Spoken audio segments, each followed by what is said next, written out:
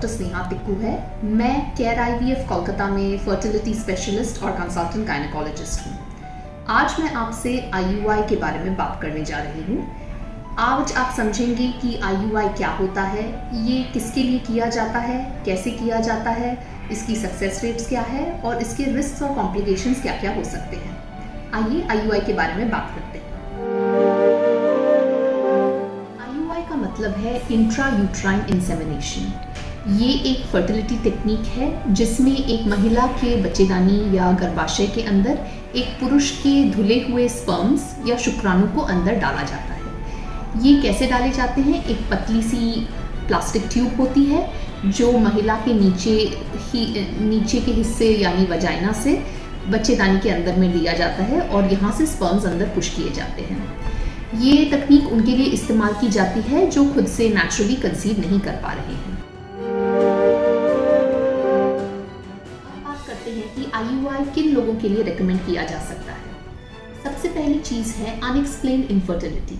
मान लीजिए कि कोई कपल है जो काफ़ी टाइम से कोशिश कर रहे हैं, उन्होंने फर्टिलिटी डॉक्टर को दिखाया है और उनके टेस्ट हुए हैं।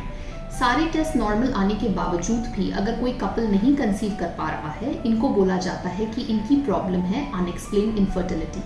देखा गया है जिन पेशेंट्स को अनएक्सप्लेन्ड इनफर्टिलिटी है, आईयूआई करने से उनके प्रेगनेंसी आने के चांसेस बेटर हो जाते हैं।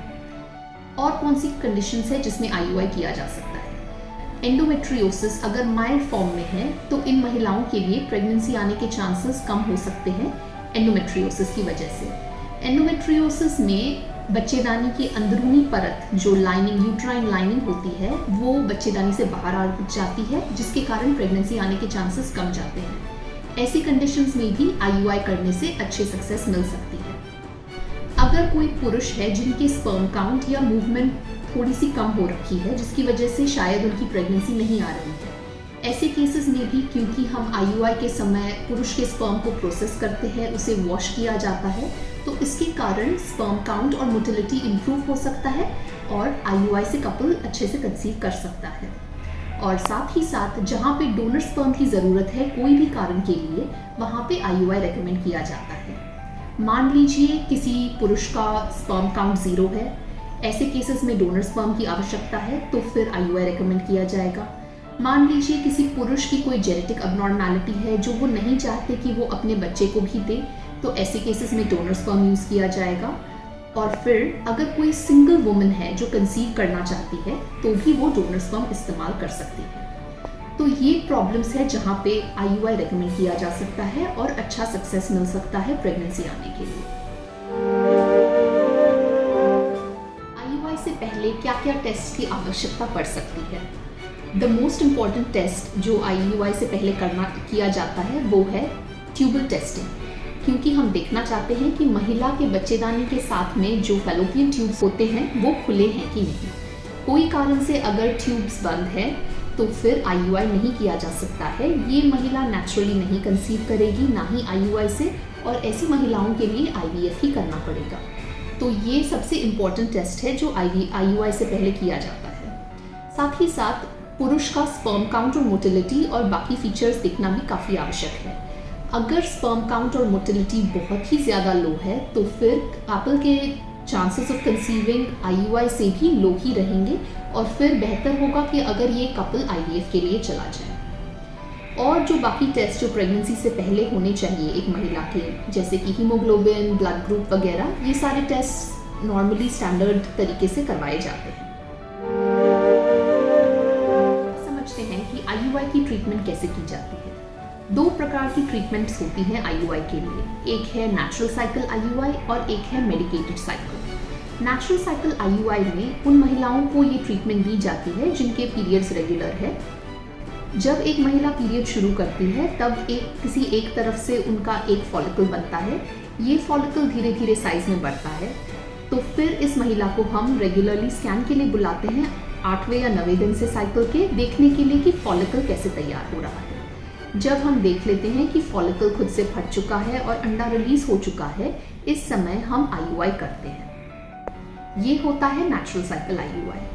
कुछ महिलाएं लेकिन ऐसी होती है जिनके पीरियड्स रेगुलर नहीं है। मान लीजिए कोई पेशेंट जिसके पॉलिसिस्टिक ओवेरियन सिंड्रोम या पीसीओएस है, ऐसी महिलाओं के लिए हमको मेडिसिन्स यानी कि गोलियां या फिर इंजेक्शन से फॉलिकल्स की तैयारी करनी पड़ती है। गोलियां या इंजेक्शन देने के बाद फिर से साइकिल के 8वें या 9वें दिन से हम महिला को स्कैन के लिए बुलाते हैं। एक दिन छोड़ के एक दिन स्कैन किया जाता है देखने के लिए कि फॉलिकल्स कैसे बन रहे हैं। जब फॉलिकल का साइज ठीक पहुंच गया है, मान लीजिए 17 मिलीमीटर के ऊपर, इस समय पे हम एक्सपेक्ट करते हैं कि फॉलिकल के अंदर जो अंडा रहेगा वो मोस्ट लाइकली मैच्योर हो चुका है। इस समय हम एक इंजेक्शन देते हैं जिससे फॉलिकल फट जाए और अंडा रिलीज हो जाए ट्यूब के अंदर। ये रप्चर के समय जब हम कैलकुलेट करते हैं, इसी समय के प्रकार हम IUI प्लान करते हैं। जिस दिन IUI होता है, अगर हस्बैंड का स्पर्म यूज किया जा रहा है, हस्बैंड सेंटर को आते हैं, यहाँ पे अपना सीमेन सैंपल देते हैं। सीमेन सैंपल को फिर प्रोसेस और वॉश किया जाता है। ये प्रोसेसिंग और वॉश की वजह से सीमेन सैंपल की क्वालिटी और क्वांटिटी बेहतर हो जाती है, जिसकी वजह से IUI का सक्सेस बेटर हो जाता है। इस प्रोसेस्ड या वॉश स्पर्म को फिर एक पतले से ट्यूब के द्वारा महिला के बच्चेदानी के अंदर पुश किया जाता है। ये तकनीक करने से प्रेगनेंसी आने के चांसेस बढ़ जाते हैं above the chances of natural conception. IUI के दौरान आप क्या एक्सपेक्ट कर सकते हैं? IUI मोस्टली एक सेफ और ज़्यादातर पेनलेस प्रोसीजर है। इसमें थोड़ा बहुत बस क्रैम्पिंग हो सकता है और ज़्यादा कोई तकलीफ नहीं होती है। IUI करने के बाद हम महिला को कम से कम 10 से 20 मिनट तक रेस्ट लेने के लिए बोलते हैं और उसके बाद वो जा सकती हैं अपने घर। कोई हॉस्पिटलाइजेशन या कोई रेस्ट की ज़्यादा ज़रूरत नहीं है। IUI के बाद आप अपने घर के सारे काम कर सकती हैं। आपकी कोई रेस्ट्रिक्शंस नहीं रहती हैं, ना ही खाने पीने के लिए, ना ही मूवमेंट के लिए, ना ही फिजिकल एक्टिविटी के लिए। हाँ, इस पे डिपेंड करता है कि आपको कैसे IUI के लिए रेडी किया गया था। कुछ महिलाएं ऐसी होती है जिनके फॉलिकल्स काफ़ी बड़े होते हैं, ओवरीज काफ़ी बड़ी हो जाती हैं, जिस केस में हम फिर पेशेंट को एडवाइस करेंगे कि आप कुछ प्रिकॉशंस लें। और मेडिकेशन पोस्ट IUI बहुत ही मिनिमल रहती है। शायद आपको कुछ प्रेगनेंसी सपोर्ट के लिए या तो गोलियां या फिर कैप्सूल दी जाएंगी जो आप अपने वजाइना के अंदर पुश करेंगे। ज़्यादातर IUI बहुत ही कंफर्टेबल प्रोसीजर है और कपल्स इसके लिए काफ़ी खुश रहते हैं ये ट्रीटमेंट करने से, क्योंकि ये बहुत ही सिंपल प्रोसेस है जिसमें ज़्यादा खर्चा भी नहीं होता है और सक्सेस रेट भी ठीक ठाक ही होती है। हम बात करते हैं IUI से प्रेगनेंसी आने के चांसेस या फिर IUI का सक्सेस रेट क्या है। ये बहुत ज़रूरी है कि आप समझें कि आपकी कंडीशन के लिए IUI क्यों बोला गया है और इसमें आपके क्या सक्सेस हो सकते हैं। IUI का सक्सेस काफ़ी चीज़ों पे डिपेंड करता है। सबसे पहले किस कारण से आपको IUI रेकमेंड किया जा रहा है। जैसे कि मान लीजिए अगर महिला की उम्र बहुत ज़्यादा है तो फिर IUI का सक्सेस रेट कम जाता है, क्योंकि अंडे की क्वालिटी और अंडे के नंबर्स कम रहते हैं। फिर आती है बात, मान लीजिए अगर पुरुष का स्पर्म बहुत ही ख़राब है तो फिर बेटर है कि आप IUI ना करके कोई और ट्रीटमेंट में जाए, नहीं तो आपके IUI का सक्सेस होना काफ़ी कम जाएगा। कोई भी IUI का सक्सेस रेट किसी भी साइकिल में 15 से 20% से ज़्यादा नहीं होता है। इट इज़ इम्पॉर्टेंट कि आप एकदम ही रियलिस्टिक एक्सपेक्टेशंस रखें इस ट्रीटमेंट से। और अगर मान लीजिए कोई कारण से आपका प्रेगनेंसी नहीं आता है IUI से, तो हम IUI को 3 से 4 बार भी रिकमेंड कर सकते हैं। देखा गया है 5 से 6 साइकिल के बाद एक कपल का प्रेगनेंसी आने का चांसेस विद IUI ऑलमोस्ट 50% पहुंच जाता है।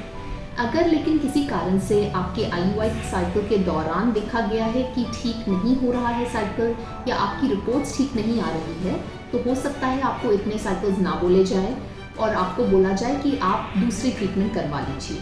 लेकिन नेचुरल कंसेप्शन के कंपैरिजन में IUI का सक्सेस रेट काफ़ी अच्छा है, जैसी भी कंडीशन।